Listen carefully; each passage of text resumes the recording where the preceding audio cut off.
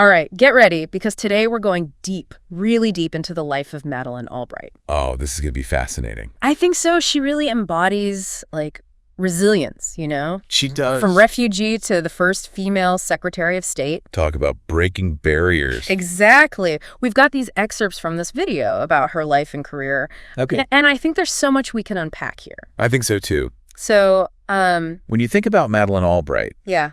people tend to jump right to her accomplishments later in life, Secretary of State. Right, right. But her story really begins way earlier. Yeah. I mean, with incredible upheaval. Yeah. I mean, she was born Marie Anna Korbalova in 1937. Wow. In Prague, Czechoslovakia, to a Jewish family. And that's where all this upheaval starts. It does. Right? Her family had to flee the Nazi invasion in 1939. Right. And then again in 1948 from the communists. Yeah, just imagine that. I mean, can you imagine? It really shapes your worldview, For sure. having to flee your home, not once, but twice. Yeah. And as a child. As a young child. Yeah. That has to have an impact on you. It makes you think, has anything ever happened in your own life Yeah. that, completely shifted your perspective? Oh, of course. Maybe not on a global scale. Not that dramatic. Yeah, but something that just Changed how you saw things. made you see the world differently. For sure. Yeah. Absolutely. For me, it was, well, that's a story for another time. Another time, yeah. But back to Madeleine Albright, I mean, even with all this going on, Right. she excelled academically, She did? Wellesley College, and then Columbia University. I mean, that's impressive. Talk about a brilliant mind. And not just that. Oh, there's more. She was raising 3 daughters at the same time. Really? That's a lot. Yeah. It speaks to her work ethic and adaptability. For sure, to balance that. A demanding academic career Motherhood. and a burgeoning political career. It's amazing. During this time, by the way, she also worked as a legislative assistant, joined the National Security Council, Wow. and even became a professor at Georgetown. That's incredible. It is. It's during this time, I think, where her expertise in Soviet politics really comes into play. Right. She becomes this sought-after expert in the field, which is what ultimately led her to being appointed the U.S. ambassador to the United Nations Oh, wow. in 1993 by President Clinton. That is a big jump Big jump. from academia to the world stage at the UN. She was ready, though. So what were some of her key moments or accomplishments there? Well, her time at the UN, I think, was marked by her, her really strong advocacy skills Okay. and this incredible ability to just command a room. Mm-hmm. She wasn't afraid to use her sharp wit. Mm. She definitely knew how to navigate these complex issues Yeah. with grace and grit. Right. I mean, she once said, "It took me quite a long time to develop a voice, Mm. and now that I have it, Yeah. I am not going to be silent." She definitely wasn't silent. No, she was not. And just a few years later, This is in 1997. she becomes the first female Secretary of State. Right. Shattering that glass ceiling. Yeah, a monumental moment, I think, not just for American politics, but for women all over the world. Absolutely. I mean, here you have this person who Yeah. fled oppression as a child, Right. and now she is leading U.S. diplomacy Wow. on the world stage. That's incredible. It's a powerful testament to her resilience, her determination. Definitely. But she didn't shy away from tough challenges once she got there. Okay, what do you mean? Well, we're talking about NATO expansion, intervention in the Balkans, Right. working to prevent nuclear proliferation. Hmm. I mean, these are some weighty issues. Yeah, those are some big ones. Let's start with NATO expansion. Okay. What was her role in that? Well, she was instrumental in bringing former Eastern Bloc countries, Okay. think Poland, Hungary, the Czech Republic, Okay. into the NATO alliance. Okay. This was a strategic move to strengthen European security Yeah. and stability after the collapse of the Soviet Union. Right. You have to remember that NATO, or the North Atlantic Treaty Organization, Yeah. was initially formed as a military alliance against the Soviet Union. So bringing in former Soviet-influenced countries, that's a big deal. It was a big deal. Definitely had its critics. What kind of criticism was there? Well, concerns about provoking Russia, who saw this expansion as a threat Right. Right. to their own security interests. I can see that. But Albright, she believed that a strong and unified Europe Yeah. was essential to maintaining peace and stability Okay. in the region. Interesting. Then you have the Balkans. Oh boy, the Balkans, a region that has seen its fair share of conflict, unfortunately. Yes. Albright was very vocal about advocating for U.S. intervention there to stop the atrocities happening. She was. Can you give us a little more context what was going on in the Balkans at that time? Well, in the 1990s, the former Yugoslavia Yeah. was in this state of violent disintegration. Oh, wow. And we saw horrific acts of ethnic cleansing Yeah. and even genocide Hmm. taking place. That's hard to even imagine the level of brutality. I know. It feels very removed from our world today. It does. So how did Albright approach this incredibly complex and sensitive situation? Well, I think for Albright, having witnessed the horrors of the Nazi and communist regimes Right. firsthand, she felt this deep sense of urgency to act. She became this strong voice calling for intervention. But intervening in another country's conflict, that's never a simple thing. It's not.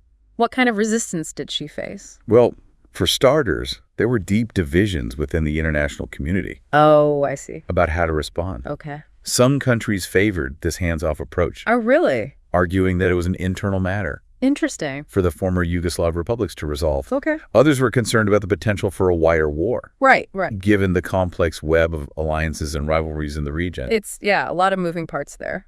But Albright, she argued passionately that the U.S. had a moral obligation to intervene, I see. both for humanitarian reasons and to prevent the spread of instability in Europe. It seems like she had this knack for balancing the complexities of foreign policy She did. with a strong sense of moral purpose.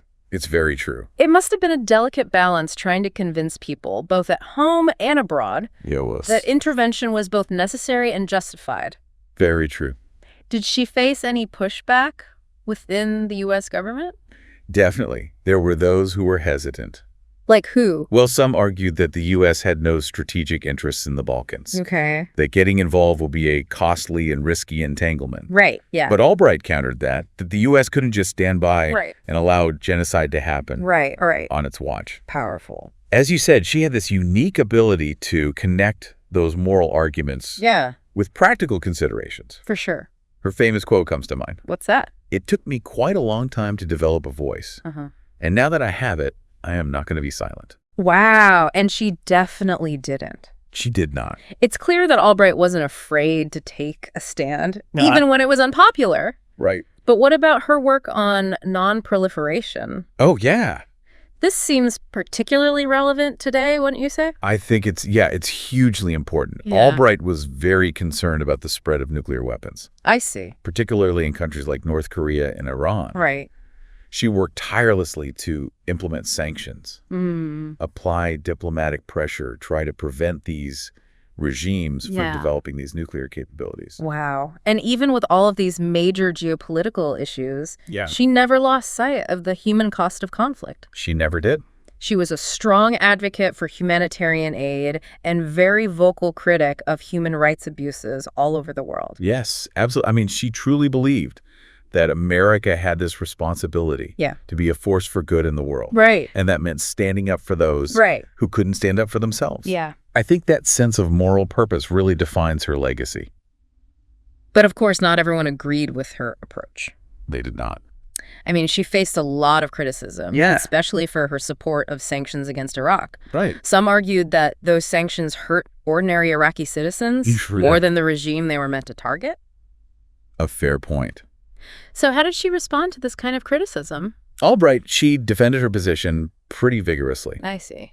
She argued that, sometimes tough choices have to be made in the interest of national security and global stability. Right. She wasn't afraid to engage in those tough debates. Yeah. Her interventionist approach definitely drew its fair share of criticism, Yeah, I bet. particularly in the context of the Balkans. Okay, and speaking of the Balkans, Yes. let's delve a little deeper into that specific area of Yeah. her work in the next part of our deep dive. Sounds good. It's a region that often gets overlooked, but Albright's involvement there was absolutely pivotal. It was, So stay tuned. definitely. The Balkans, it's a region Oh, I know. with a long and complex history, For sure. often marked by conflict, Right. ethnic tensions. Yeah.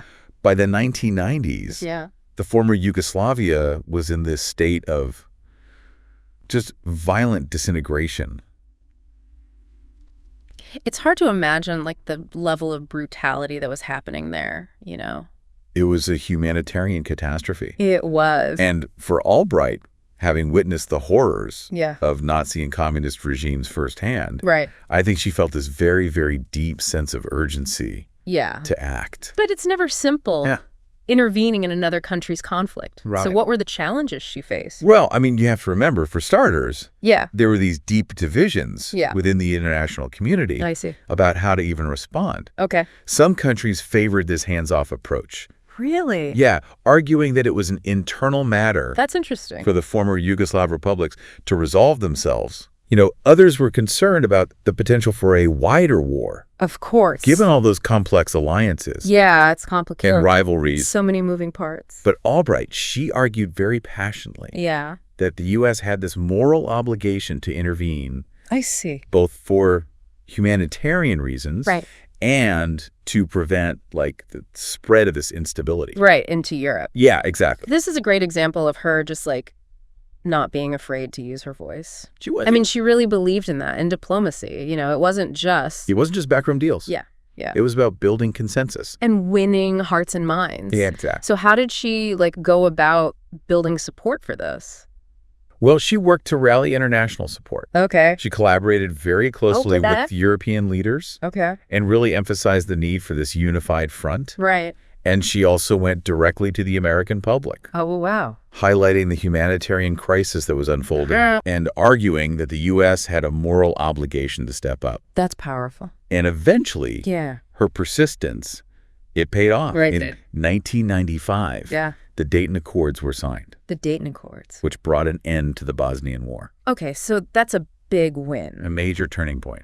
It is, but it's just the beginning, right? You're absolutely right. You can't just sign a piece of paper and expect everything to be okay. It's going to take time. So what did her post-war involvement look like? Well, she understood Yeah. that true peace, it required more than just stopping the fighting. Of course, yeah. It required addressing the underlying causes of the conflict, Right. creating the conditions for long-term stability. So what does that look like? Well, this meant not just providing economic aid Okay, to help rebuild. to rebuild infrastructure, Okay. revitalize those war-torn economies, Yeah.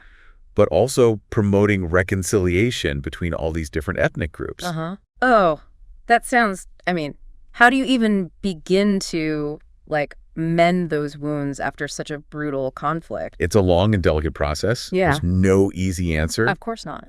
But Albright, she recognized Yeah. that justice was the key part of this whole thing. Okay. She really advocated for the creation of these international tribunals to hold war criminals accountable Right. for their actions. Makes sense. It sent a clear message Yeah. that those responsible for atrocities would be brought to justice. I can see why that would be important for moving forward. Right. It's about accountability. Right. And not just letting those things slide like they didn't happen. Exactly. And I imagine that even with all these efforts, Yeah. her involvement in the Balkans, it wasn't without its criticism.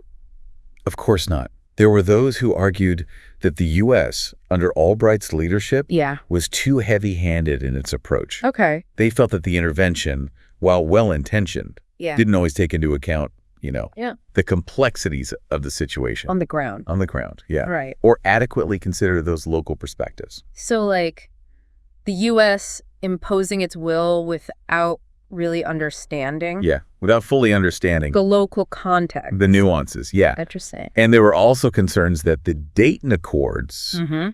while successful in ending the fighting, Yeah. they didn't fully address Yeah. those underlying ethnic tensions Oh, I see. that had fueled the conflict in the first place. So it's it stopped at the bleeding, but it didn't really heal the wound. Exactly. I see. So where do you think Albright's legacy in the Balkans stands today? Well, it's complicated. Of course it is, yeah. There's no question that she played a key role Yeah. in ending the Bosnian War Right. and helping to stabilize that region. Yeah.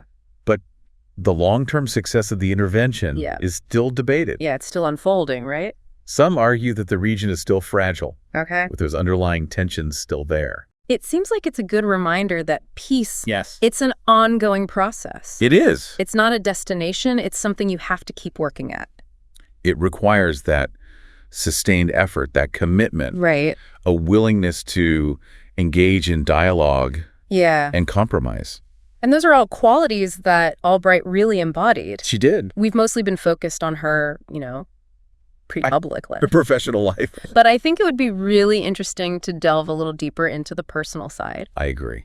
What was she like behind the scenes? Right. What were her passions, her interests outside of politics? That's a great point. It's easy to get caught up in the titles Yeah. and the accomplishments. Right. But there's a whole other dimension To her story. to her story. That's worth exploring. Absolutely. So let's shift our focus now to Madeleine Albright, the woman, Yeah. the mother, the grandmother, the friend, A mentor. and uncover that personal side. Okay.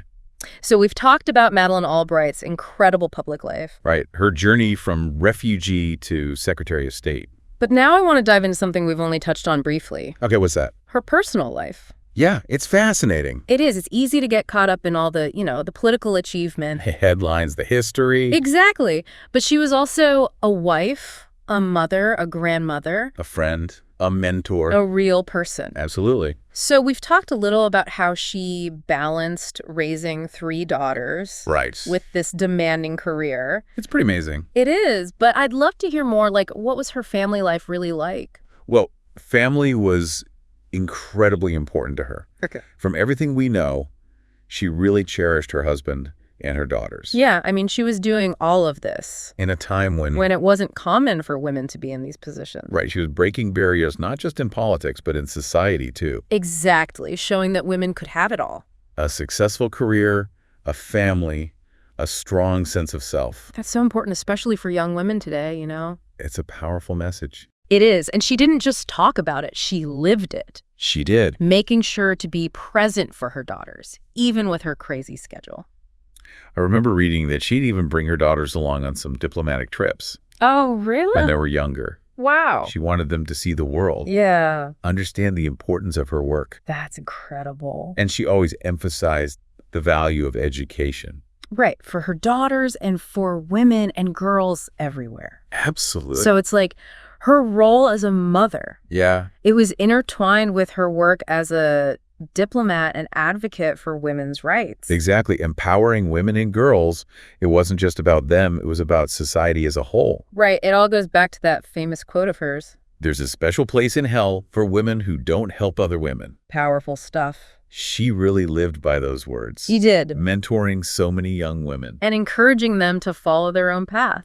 Absolutely. With all the seriousness of her career, it's easy to forget. Yeah. She also had a great sense of humor. She did. I read somewhere that she joked about being an expert at packing a suitcase in under 5 minutes. That's great. It just shows that she was a real person. Behind all the titles and accomplishments. Yeah, yeah. She was relatable. And speaking of relatable, we can't forget about her pins. Oh, the pins, yes. What a unique and playful way to express herself. Especially in those serious diplomatic settings. Right. I mean, those pins weren't just accessories. They were communication. Oh, I know, like sending subtle messages. Or even disarming her counterparts with a bit of humor. Remember that snake pin she wore during negotiations with Saddam Hussein? Oh, yeah, classic. It's like she was saying, don't underestimate me. Exactly. And sometimes it wasn't about power. It was about solidarity. Yeah, like that dove pin during the Middle East peace talks. Or the sunflower for Ukraine. It's amazing how such a small thing can become so powerful. It is. I think we've really covered it all today, her incredible life. From fleeing war-torn Europe as a child, To becoming Secretary of State. breaking barriers, fighting for what she believed in.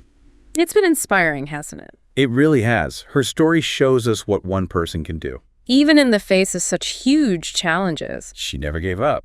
Before we go, I have to ask, if you could ask Madeleine Albright one question, Oh, just one. what would it be? That's tough. It is. There's so much to ask.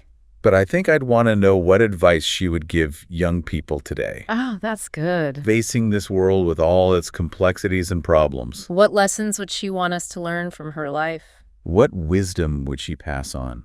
It's something to think about. It is. I think the best way to honor her Yeah. is to continue her work, To fight for justice, to speak up for those who need it, to never give up hope for a better world. and to remember her words, right? What were they again? It took me quite a long time to develop a voice. And now that I have it, I am not going to be silent. That's a perfect way to end this. It is. Thanks for joining us on this deep dive into the life of Madeleine Albright. It's been a pleasure. And until next time, keep diving deep,